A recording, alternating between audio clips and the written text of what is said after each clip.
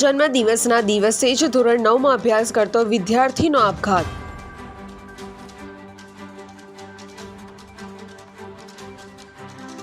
ભેસાણ વિજયલક્ષ્મીનગરમાં 16 વર્ષીય આશુતોષ નામના વિદ્યાર્થીએ કર્યો આપઘાત। પિતા પુત્રનો જન્મદિન મનાવવા દુકાનેથી કેક લઈને ઘરે આવ્યા હતા।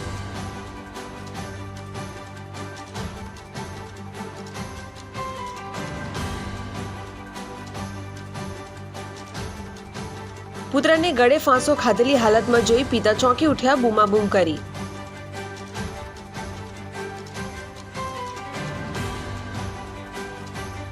ઘટનાને લઈ સ્થાનિકો દોડી આવી પોલીસને જાણ કરી।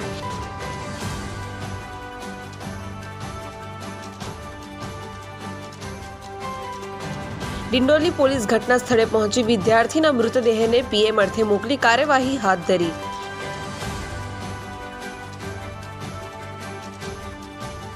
પોલીસ તપાસ બાદ વિદ્યાર્થીના આપઘાતનું કારણ બહાર આવશે। પ્રતિક ડોલી, જનસાક્ષી ન્યૂઝ, સુરત।